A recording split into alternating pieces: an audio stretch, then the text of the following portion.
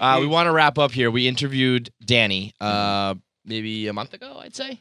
I don't know. Yeah, something a little for while Dumbo. ago. So, and it was for Dumbo. And How was that? Did he make any sense? I'm serious. He was great. He was very good. Sometimes he just starts talking. You're like, I don't know what the fuck he's talking about. Just record it.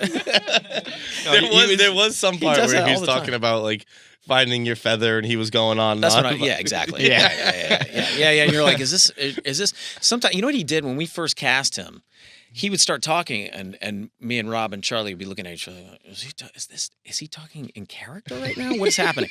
And we would find out there'd be like he told this one story about like he was like, yeah, my grandfather kept a fucking a tin with teeth in it, and I was like, the fuck is he talking about?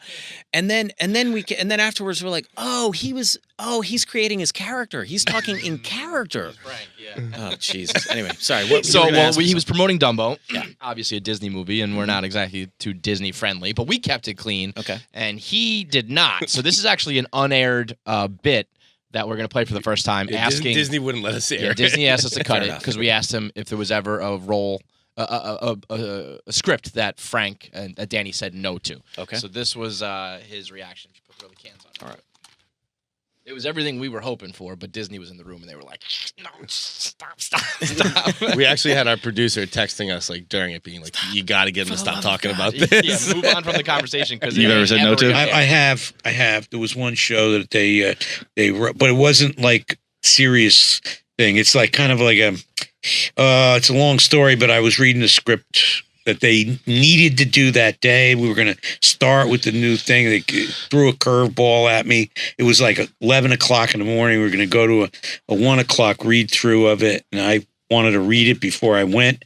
And I read it and it was scathing. It was just a most horrible. I got banged like 6 times. I was in jail. I got by a white supremacist. I got, by cops. I was laying on my stomach with my ass like burning, and they kept doing the show. They kept going back to the bar, but then they cut to me in a different. Awful. And I said, any second now, I think I'm calling my lawyer. I'm not doing this fucking thing. And then I got to the last line. And the last scene was the cop is letting me go. And he says, well, you're not going to leave without saying goodbye, are you? And he grabs me and throws me on the floor and he bangs me in front of a bunch of cops. And I'm laying there on my stomach. And I go, what is? And the guy leans down into the, like it says in the script, he leans down close to Frank. And he says, April Fool, motherfucker. That's a true story. What an all-time move by you guys. He pulled an April Fool's joke on us where we showed up at a hotel and we were all there, and he had the manager come down to tell us that we were all in the same room. He's like, sorry, we ran out of rooms. We're going to stick you guys all in the same room. We're like, the level of fucking disrespect that's happening right now from FX to fucking book us at a hotel where we're all in the same room. Assholes.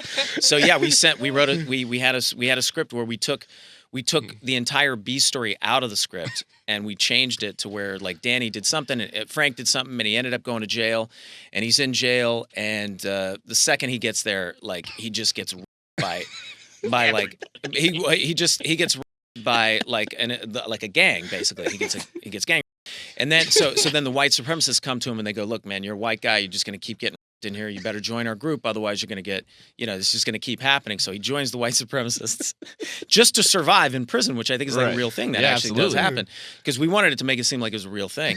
And then of course he gets by all the white supremacists.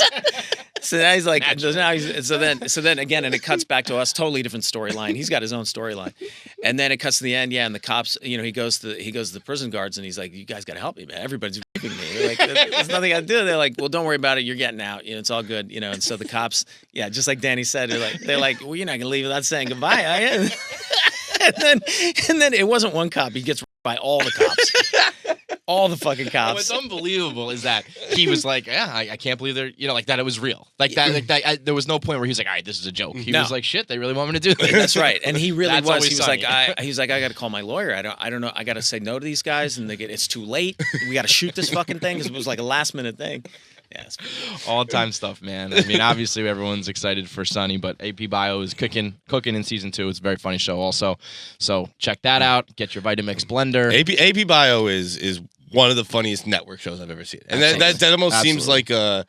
Like you were saying, yeah, but I mean, I guess it kind of is for network shows. Network shows typically aren't as funny. Network shows typically get the Emmy nominations, the Modern Families and the Big Bang Theories. Right. Whereas the really funny shows are Always Sunny, and now I think AP Bio's up there as well. It's a little bit of a hybrid. We like to. I mean, that's how it comes off to me. It's like it's almost like a network cable hybrid. Yeah, it definitely is. Yeah, but thank you. I appreciate it. I'm having so much fun on the show. I'm very happy with it, and I think it really found its stride in season 2. You and Patton have a great rapport. You guys friendly offset as well? Yeah, Patton's just a great guy. I mean, the whole cast is like super funny. Everybody's really, really nice. I mean, it's like I don't have any horror stories to tell. It's like the greatest gig ever, man. I mean, you found your beer, dude. Yeah, I found my beer. I did. I'm sipping on that show, and I'm like, this is delicious. And no, but like, I mean, I get to hang out with Patton Oswalt all day long, and Paul Appel, like 2 of the funniest human beings on earth. Like, imagine sitting around talking to those fucking guys. It's like I'm going to school every day. It's great. Is Patton one of the people who have been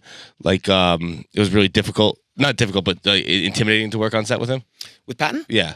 No, he doesn't. I mean, the very first table read that we did of the show, and I was already a big fan of his, and I sat down and I was just so excited to meet him because again, I'm just a huge fan, and I sat down with Patton and I sat, and before I could even say anything to him, he was like, "Oh my God!" He's like, "Dude, I'm so happy to meet you." Like, he just came on so happy, and he's a big Sonny fan, and so I don't know. We broke the ice really quickly, and I mean, he's just not. I don't know. He's not There's nothing intimidating about him, and what I mean by that, he's so down to earth. Like he doesn't. There's no pretense there, and I'm the same way. I really don't like. I get uncomfortable if somebody puts me on a pedestal. I really am uncomfortable with the idea of celebrity, with the idea of being put on a pedestal. But to say it's like you want it both ways. You want the respect, and you want people to love your show. When you're in a hotel room, it's kind of like put me on a pedestal, but don't tell me. Yeah, absolutely.